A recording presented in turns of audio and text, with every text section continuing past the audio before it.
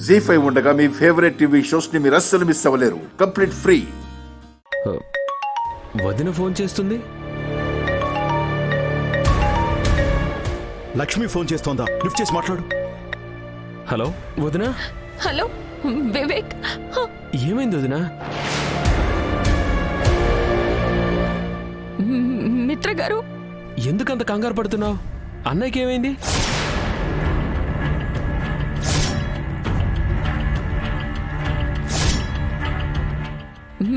మిత్ర గారు. రే loud speaker పెట్టరా.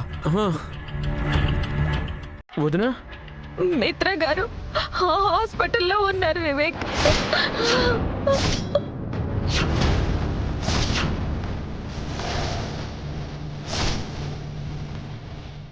ఏంటి వదిన, ఏం మాట్లాడుతున్నావు? అన్నయ్య హాస్పిటల్లో ఉండడం ఏంటి? అవును వివేక్, అసలు ఏం జరిగిందంటే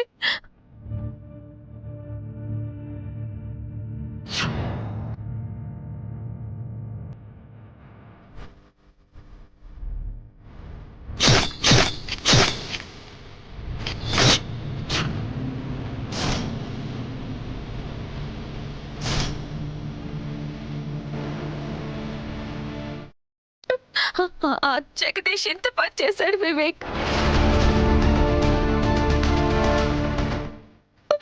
మిత్ర గారిని ఆర్కే హాస్పిటల్లో జాయిన్ చేసాం. మీరందరూ అర్జెంటుగా రండి వివేక్. వదిన, నువ్వేం కంగారు పడకు, మేము ఇప్పుడే బయలుదేరి వస్తున్నాం.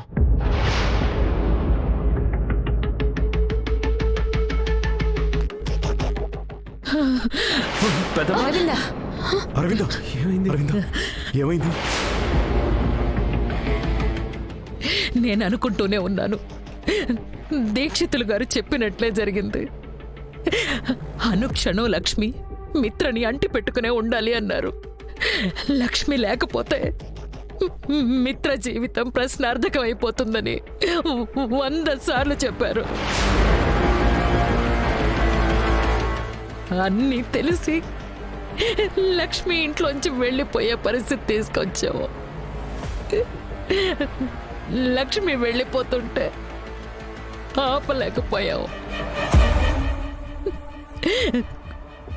మిత్ర జీవితాన్ని మనమే ఒక అగ్నిగుండంలోకి తోసి పడేసావండి. నువ్వేమీ కంగారు పడకరవిందా, మిత్రకి ఏమీ అయ్యుండదు. అంటే ఊరుకో మనీషా, ప్లీజ్ మనీషా. హే మనీషా, ఇదంతా నీ వల్లే. నా కొడుకు ఏమైనా జరగాలి, నిన్ను ప్రాణాలతో ఉండనివ్వను.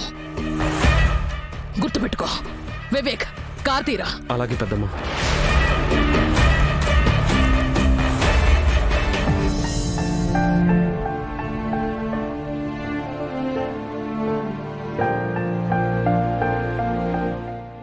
భగవంతుడా, నా జీవితంలో ఎలాంటి రాత రాసావో నాకు అర్థం కావడం లేదు. నువ్వు రాసిన రాత గొప్పదనుకోమంటావా, చెడ్డదనుకోమంటావా? మిత్రగారితో బంధం కలిపావు, అంతలోనే ఆ బంధం ఒక అబద్ధంగా తేల్చి చూపించావు. ఇంతలోనే ఆయన ప్రాణాన్ని గాల్లో దీపం చేశావు. జీ5 యాప్ డౌన్లోడ్ చేసి అన్ని ఎపిసోడ్స్ పూర్తి ఉచితంగా చూడండి.